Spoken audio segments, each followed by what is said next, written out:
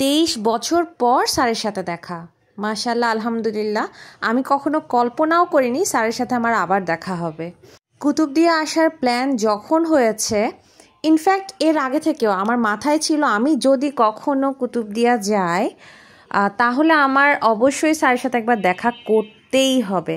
এখানে এসে স্যারকে জানানোর পরপরই স্যার বলেছেন অবশ্যই ওনার সাথে একবেলা খেতে হবে। এই হলো একবেলার অবস্থা, বুঝতেই পারছেন, জম্পেশ পেট ভরে খাওয়া হয়েছে, মানে আরেকটু হলে পেট ফেটে যাবে এরকম একটা অবস্থা।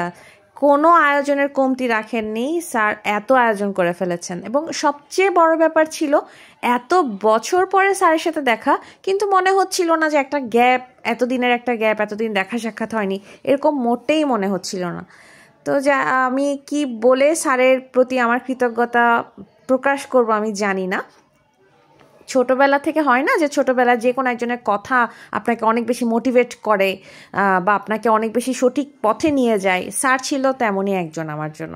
তো আয়োজন এত বেশি করে ফেলেছে যে ছবি তুলতে তুলতে আর ছবি তোলা শেষ হচ্ছিল না। তো উনি 2টা আলাদা করে মুসল্লম রেডি করেছে আমার 2 মেয়ের জন্য, ওয়াসনা ইউসরা। তো এই জিনিসটা ওরা খুবই মজা পেয়েছে, খুবই এনজয় করেছে।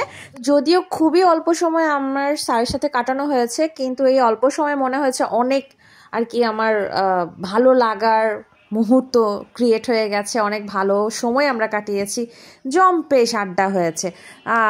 সত্যি কথা হচ্ছে স্যারের সাথে আবার দেখা হবে এটা যেমন আমার কল্পনাতে ছিল না, স্যারেরও আসলে ওইভাবে স্যার কখনো চিন্তা হয়তো করেননি যে আসলে দেখা হবে। তো স্যারের ব্যাপারে একটু বলি, আমরা স্যারকে হ্যান্সি ক্রনিয়ে বলে ডাকতাম, সাউথ আফ্রিকার প্লেয়ার ছিলেন। তো স্যার ওই সময় আর কি একদম হুবহু দেখতে ওনার মতো ছিলেন। এখন কিছুটা হয়তো চেঞ্জ এসেছে, কিন্তু কি বলবো, পুরো আর কি বসিয়ে দেওয়া যাবে একজনের জায়গায় আরেকজনকে, এরকম একটা অবস্থা ছিল। তো ভরপেট খাওয়া দাওয়ার পরে আমরা আবার বের হয়ে যাব, আমাদের হাতে সময় খুবই কম ছিল, যার কারণে আড্ডাবাজি আরেকটু জমে উঠতে পারলো না। তবে 23 বছর পরে আমার শিক্ষাগুরুর সাথে দেখা, আমি পেরেছি দেখা করতে, এটা আমার সৌভাগ্য যে আমি আলহামদুলিল্লাহ আমি আমার স্যারের সাথে দেখা করতে পেরেছি। তো স্যারের প্রতি আমার আজীবন কৃতজ্ঞতা বোধ থাকবে।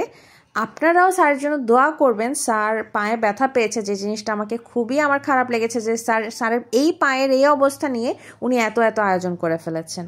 তো মোটামুটি জম্পেশ খাওয়া দাওয়া শেষে মনে হচ্ছিল আমি আর নড়তে চড়তে পারবো না, ওইখানেই হয়তো আমি ঘুমিয়ে টুমিয়ে যাবো, এরকম একটা অবস্থা। কিন্তু যেতে তো হবে, কারণ আমাদের অন্য অনেক প্ল্যান আর কি হাতে রয়ে গেছে, খুবই অল্প সময় যেহেতু আমরা হাতে নিয়ে এসেছি। তো এরপর আর কি আড্ডা টাড্ডা দিয়ে আবার রওনা দিলাম অন্যদিকে, অন্য ব্লগে সেটা দেখতে পারবেন, ছোট ছোট করে ব্লগ দিচ্ছে আপনাদেরই সুবিধার্থে। লবণের মাঠ, বলেন তো দূরে যে সাদা দেখা যায় ওটা কি? লবণ।